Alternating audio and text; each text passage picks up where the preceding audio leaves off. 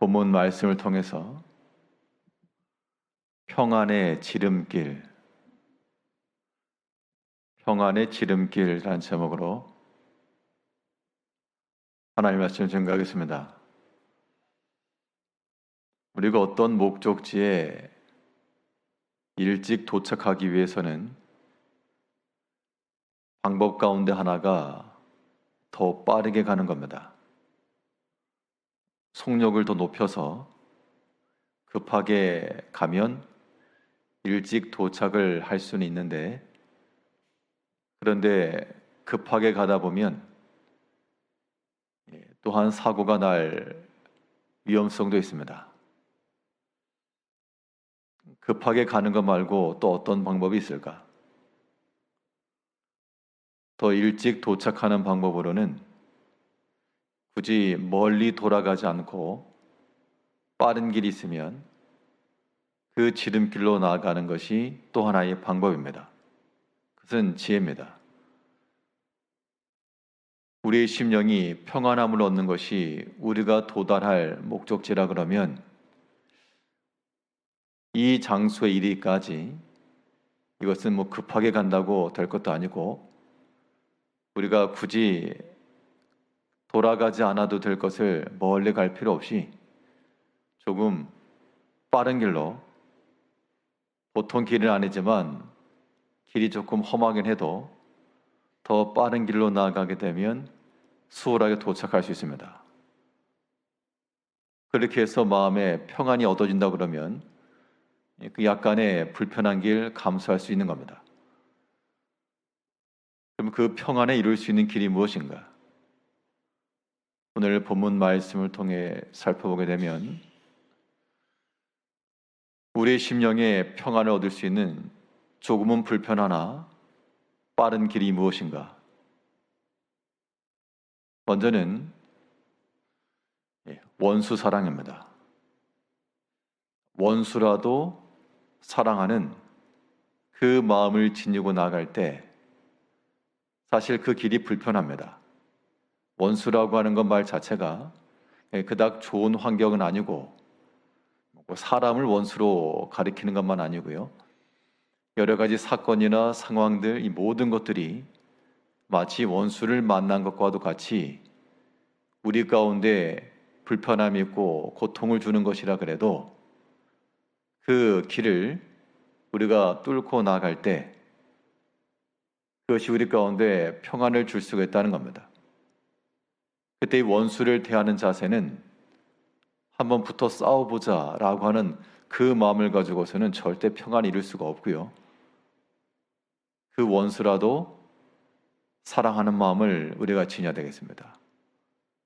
이게 십자가의 마음이요, 그리스도께서 우리에게 보이신 사랑의 표현이요, 오늘 본문에서도 하나님께서 선자를 통해서 너희가 평안을 얻을 수 있는 길이다 라고 말씀하고 있습니다. 우리 7절 보시면 너희는 내가 사로잡혀 가게 한 그 성읍의 평안을 구하고, 사로잡혀 가게 한 그 성읍이라고 하는 것은 지금 바벨론을 가리킵니다.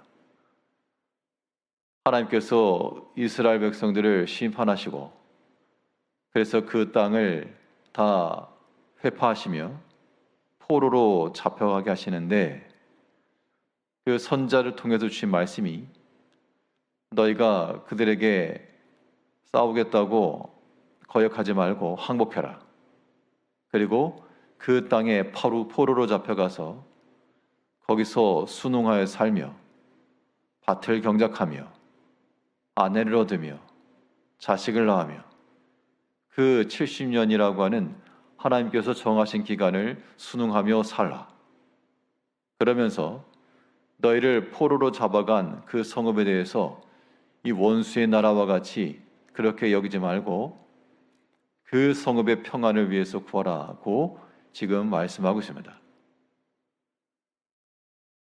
우리가 하나님께서 허락하신 상황으로 우리가 이해를 하게 되면, 그러니까 이것이 어떤 민족적 관점에서 보게 되면 그 나라의 독립을 위해서 뭐라도 해야 되는 건데, 그러나 만사를 이루시는 그러한 하나님의 섭리 가운데 나아가는 백성들은 이 또한 하나님께서 우리 가운데 허락하신 줄 알고 하나님께서 또한 하나님의 때에 일을 이루실 것을 믿는 마음으로 그 원수와 같은 상황과 환경 속에서라도 순응할 줄 알며 하나님의 뜻이 거기 있으면 따를 줄 알고 이 하나님께로부터 났으니까 다투는 마음 말고 그 성읍의 평안을 구하라. 너희를 사로잡아 갔으나 그 원수와 같은 자에게도 평안을 구하고 도리어 위하는 마음을 가지고 나아가라. 이것이 우리 가운데 평안을 얻는 길이다라고 말했습니다. 우리가 여러 가지 일이며 사건이며 사람이며 우리 마음 가운데 평안을 주지 못한 일들이 많이 있습니다. 그럴 때라도 우리가 멀리 돌아가지 않고 더 빠른 길로 나아간다라고 하는 것은 비록 원수와 같을지라도 그들을 품어주고요. 품는다라고 하는 것은 결국 내가 하나님을 믿노라고 하는 하나님의 큰 섭리 속에서 보기 때문에 그게 가능한 겁니다. 원수와 같은 일이나 사건이나 사람에 맡기지 마시고 이 또한 하나님께서 허락하신 줄 알고 더 빨리 갈 수 있는 지름길이라 생각을 하셔서 원수라도 사랑하고 그 마음을 가지고 우리 마음에 평안함에 이르러야 됩니다. 원수 사랑이라고 하는 것이 우리 가운데 실천이 되기 위해서는 동반되어야 될 것이 무엇인가? 그 원수를 위한 기도의 마음이에요. 기도의 마음.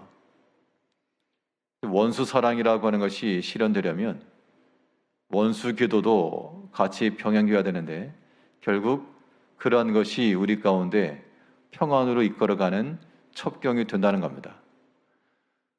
우리 7절 다시 보시면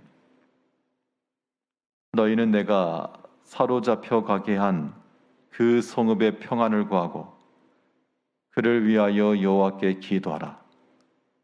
이는 그 성읍이 평안함으로 너희도 평안할 것임이라.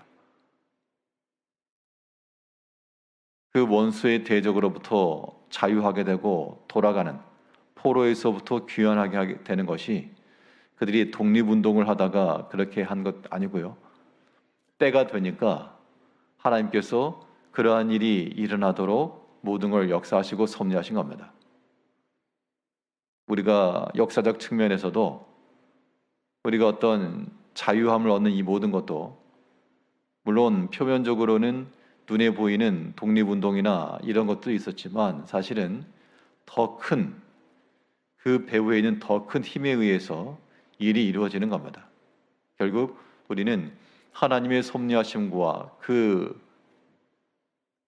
행하심을 믿고 비록 원수라도 평안하며 또한 그를 위하여 기도해 주라라고 말씀했습니다. 이것은 원수가 잘 되라 그런 의미서라기보다도 그것이 너희가 복된 길이다. 그리야 너희가 평안을 얻을 것이다 라고 말씀하신 겁니다. 그렇기 때문에 원수를 사랑하는 것과 원수를 위하여 기도하는 것은 성도의 큰 지혜가 되겠습니다.